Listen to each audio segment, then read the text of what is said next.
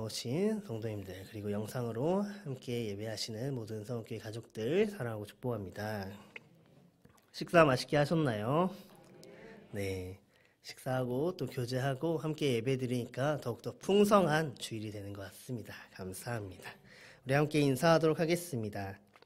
예수님으로 평안합시다. 예수님께서 우리의 능력이 되어주십니다. 네, 예수님으로 인해 평안함을 누리시고 예수님이 우리의 능력이 되어주실 때 힘을 얻는 성교회 다 되시기를 소망합니다. TV를 보시는 분들이 계실 수도 있고 또 안 보시는 분들이 계실 수 있는데 올 여름에 인기가 있었던 드라마가 있습니다. 바로 이상한 변호사 우영우라고 하는 드라마였습니다. 그 드라마에 나오는 주인공에는 보통 사람들과 다른 점이 있었습니다. 드라마 제목에서는 이상하다라고 표현하고 있었습니다. 그 주인공은 자폐 스펙트럼 장애를 가지고 있는 사람이었습니다. 그리고 한 가지 특징이 더 있다고 한다면 고래라고 하는 동물을 굉장히 좋아한다는 점이었습니다. 주인공이 첫 화에서 맡은 사건은 집행유예라고 하는 방향으로 진행한다면 변호할 것도 없이 옆에 앉아만 있어도 끝낼 수 있는 사건이었습니다. 그런데 이 우영우라고 하는 변호사는 자신이 맡은 사건에 무죄라고 하는 소견서를 써서 제출하면서 자신의 의견을 어필합니다. 그 대화에서 이런 퀴즈를 내는데 한번 맞춰보시기 바랍니다. 아실 수도 있겠지만 한번 내보도록 하겠습니다. 22톤에 달하는 암컷 향고래가 있습니다. 이 고래가 500kg에 달하는 대왕 오징어를 먹었습니다. 그리고 6시간이 흐른 후에 이 암컷 향고래가 1.3톤의 알을 낳았다고 한다면 지금 이 암컷 향고래의 무게는 몇 킬로그램일까요? 라는 문제입니다. 많은 사람들이 이 문제를 들었을 때 22톤 더하기 500kg 빼기 1.3톤 이렇게 생각을 하실 거라고 생각을 합니다.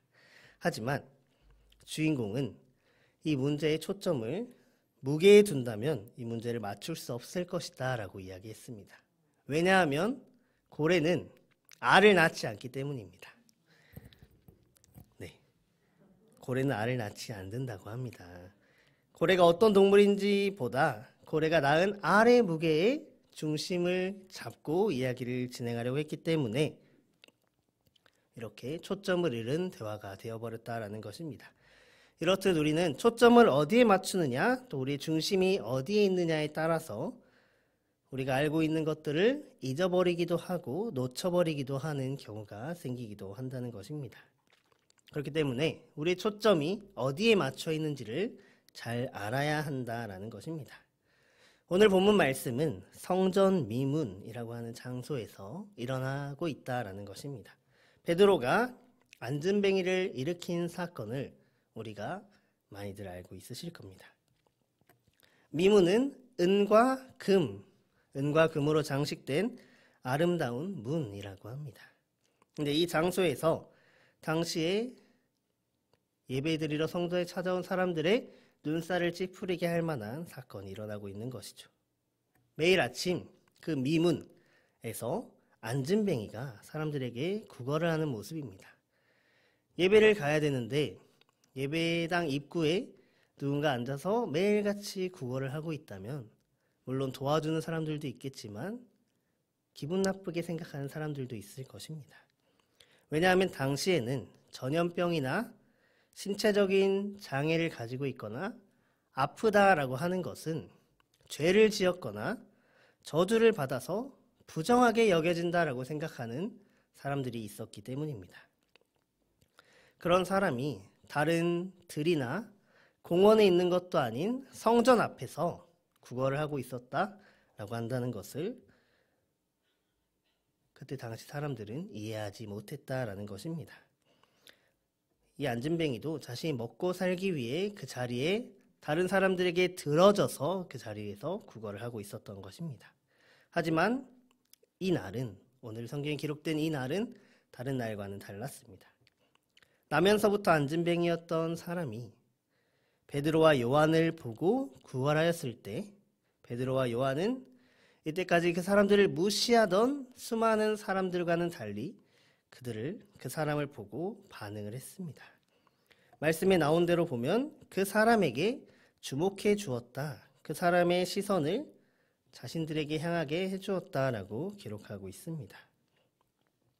이 안진뱅이는 처음으로 이렇게 관심을 받게 되었고 이 사람이 나에게 무엇을 주나 고민을 하게 되었을 것입니다. 6절 말씀 함께 보도록 하겠습니다. 베드로가 이르되 은과 금은 내게 없거니와 내게 있는 이것을 내게 주노니 나사렛 예수 이름으로 일어나 걸으라 하고. 아멘. 베드로의 이 말은 물질을 원했던, 무언가 돈이 될 만한 것을 원했던, 도움이 될 만한 것을 원했던 안진뱅이의 입장에서는 뭐야? 라는 생각이 들게 할 수도 있었을 것입니다. 혹은 은과 금은 내게 없지만 내가 가진 것을 주겠다라고 할 때까지만 해도 다른 무언가를 주겠구나 라는 생각을 가졌을 수도 있습니다. 그런 기대감을 가지고 있을 때 베드로가 안진뱅이에게 준 것은 예수 그리스도의 이름이었습니다. 나사렛 예수 그리스도의 이름으로 라고 선포하고 있는 것입니다. 이렇게 예수님의 이름으로 선포를 받은 안진뱅이는 그 자리에서 일어나 걷기도 하고 뛰기도 하였다라고 기록하고 있습니다. 베드로를 만나기 전까지 이 안진뱅이는 주로 율법을 자신들의 중심에 두고 있는 많은 사람들에게 부정적인 이미지를 심어지게 되었을 것입니다. 많은 사람들은 이 사람을 부정하게 여기고 부정한 사람, 도와주지 않아야 할 사람이라고 여겼을 것입니다. 하지만 이 사람을 도와주겠다라는 생각은 했겠지만 유대인들은 도와주지 않았을 것입니다. 하지만 베드로는 마음에 예수님이 있었습니다. 마음의 중심에 예수님이 있었기 때문에 안진뱅이를 도와주고 싶었던 것입니다. 예수님의 마음으로, 또 긍휼히 여기는 마음으로 그 사람을 도와주었다라는 것입니다. 안진뱅이에게 관심을 가지고 그 사람에게 정말로 필요한 것이 무엇인지를 알아보았다라는 것입니다. 안진뱅이가 구걸하는 은이나 금을 주는 것이 아니라 그 사람이 정말로 원하는 일어서는 것을 선물로 주었다라는 것입니다.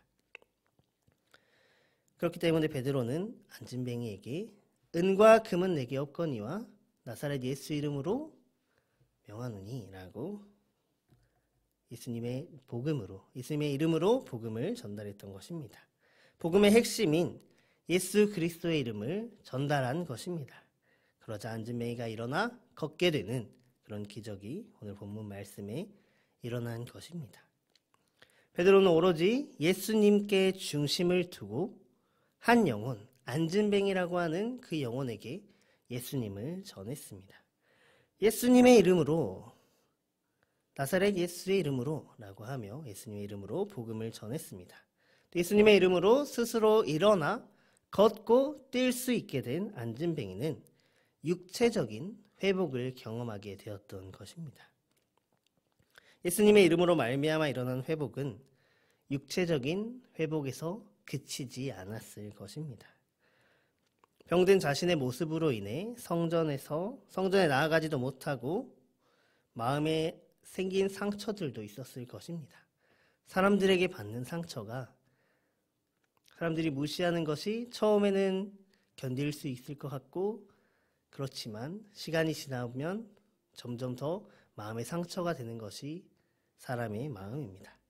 이 안진뱅이는 수십 년간 그런 아픔들을 겪어왔을 것입니다. 하지만 그들을 불러주고 그들에게 복음을 전해준 베드로의 모습으로 인해 그들은 마음의 회복 또한 얻었을 것입니다. 예수님의 이름으로 회복된 이 안진뱅이도 온전히 예수님께 초점을 맞추었다라는 것입니다. 사도행전 3장 11절 말씀을 함께 보도록 하겠습니다. 나은 사람이 베드로와 요한을 붙잡으니 모든 백성이 크게 놀라며 달려나아가 솔로몬의 행각이라 불리우는 행각에 모이거늘. 아멘. 나은 사람은 안진뱅이였던 이 사람은 베드로와 요한을 불러 세웠습니다. 여러 가지 이유가 있었을 것입니다. 그 사람은 베드로와 요한에게 이렇게 이야기하고 있습니다.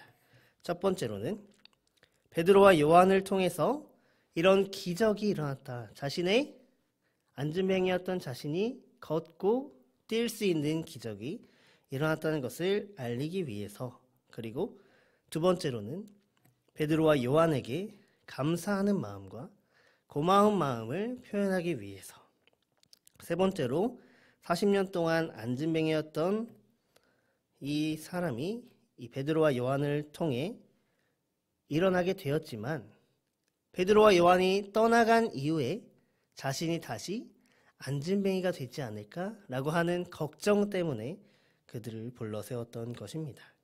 11절에서는 안진뱅이가 이전에 하나님을 찬양했던 모습과 다르게 베드로와 요한에게 초점을 맞추고 있는 모습을 보여주고 있다는 것입니다. 그가 처음에 나았을 때 9절 말씀에 모든 백성이 그 걷는 것과 하나님을 찬송함을 보고 라고 하고 있습니다. 안진뱅이는 처음 회복되었을 때 하나님을 찬송했습니다. 하지만 그 순간만 예수님을 향했고 잠시 후 다른 걱정이 앞서자 베드로와 요한을 다시 찾았던 것입니다. 아까 우영우 변호사 이야기에서 무게에 초점을 맞추어 고래가 어떤 생물인지 알지 못했던 것처럼 안진뱅이 또한 예수님께 초점을 두었다가 다시금 다른 곳으로 초점을 돌리는 모습을 볼 수 있습니다. 이런 안진뱅이의 모습은 우리와의 모습과 많이 닮아 있다는 것입니다.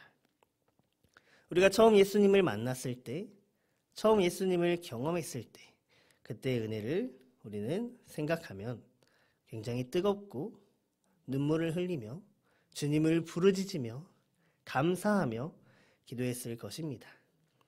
하지만 지금 이 은혜가 여기서 끝난다면 나는 똑같은 삶을 살지 않을까라는 고민과 걱정을 하지는 않습니다. 그런 고민과 걱정을 하기보다는 주님께 받은 그 은혜가 점점 잊혀지고 세상 내 눈앞에 보이는 것들이 나의 초점이 되기 시작한다라는 것입니다.